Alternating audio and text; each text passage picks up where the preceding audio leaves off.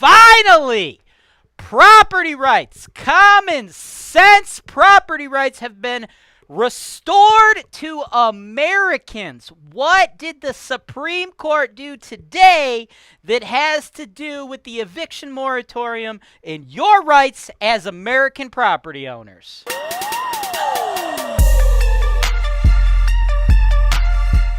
Welcome to another episode of the Ask James Wise Show, and today is a very happy day, man, for property owners across the country. We are talking about the eviction moratorium and the end of the eviction moratorium, folks. For those of you that don't know, I, your boy James Wise, am a realtor. I got this breaking news today, this morning, okay? The U.S. Supreme Court has ruled that the CDC lacks authority to do these eviction moratoriums, right? The CDC, they said, no, motherfuckers, you can't just strip property owners of their rights, right? The Supreme Court, all right? These nine beautiful well, actually, it was a 5-4 split decision, so 5 of these 9 people are beautiful Americans. The other 4 can go ahead and get fucked. But 5 of these 9 U.S. Supreme Court justices have gone ahead and ruled that the CDC eviction moratorium is completely unconstitutional. This is the highest court in the land, folks. For us landlords, this is a game changer. Steve, what are your thoughts on this coronavirus eviction moratorium that was supposed to be like, what was it supposed to be like, 2 weeks or something what was that, 2 weeks to bend the curve, or what was that called? What were we doing? Yeah, I think it was 2 weeks, but, it's a good thing these property owners are getting control of their properties back. Like, folks, the original moratorium happened, I believe, in friggin' September. Actually, it says right here, September of 2020. And Biden went ahead and he extended this moratorium several times. And right now, it's set to expire at the end of July. Now, it's kind of interesting. Seeing like the varying ways the different news organizations cover topics like this. So like the NAR, they sent me this breaking story telling me, hey man, this is breaking news. This is amazing, right?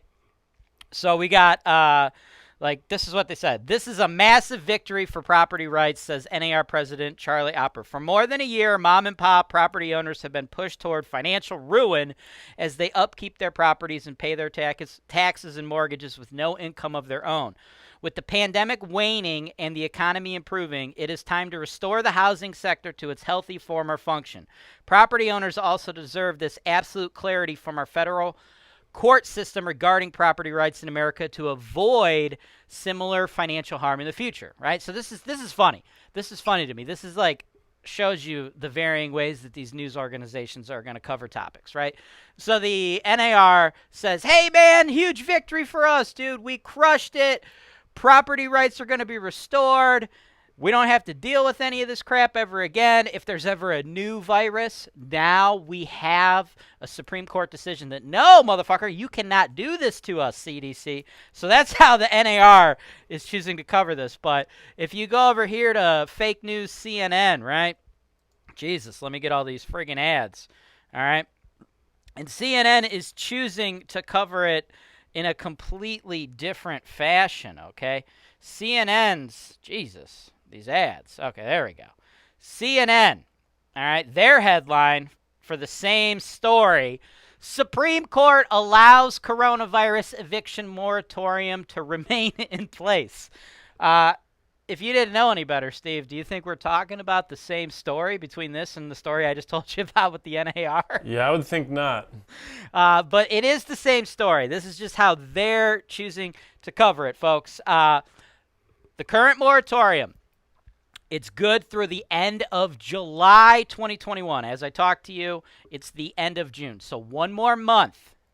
The Supreme Court, they said it is unconstitutional. We'll never be able to, they'll never be able to do something like this again. But yes, it is true they decided not to immediately go in and lift it. They're going to let it play out. So there is finally hope at the end of the tunnel. There's a light at the end of the tunnel, despite, these type of clickbait, what am I trying to say here? Despite these type of clickbait headlines that you're getting from the left and from CNN, it's all about to be over, folks. So what does that mean for real estate investors?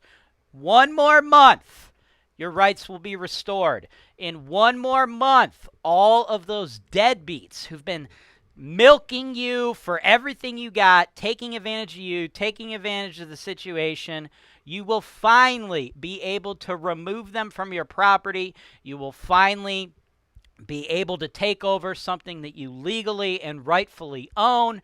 And again, since this is a Supreme Court decision, the CDC will not be able to overstep their bounds and do this to you again should some other event occur, because that's what it is, right? It's a slippery slope, right? When you start giving up your rights and your freedoms for this thing, right? If the Supreme Court would have went the other way, if it would have been 5-4 in favor of the CDC, what's next? This year, we can't evict people because coronavirus is out there. What happens next year? The flu's really bad this year. We can't evict people because of that or this or that, right? It's a slippery slope. So this is a huge victory despite this fraudulent fake news headline. Let me know your thoughts in the comments below. What do you think about the Supreme Court's decision today? Thanks for watching. Subscribe to Holton Wise TV for more financial information, education, and entertainment.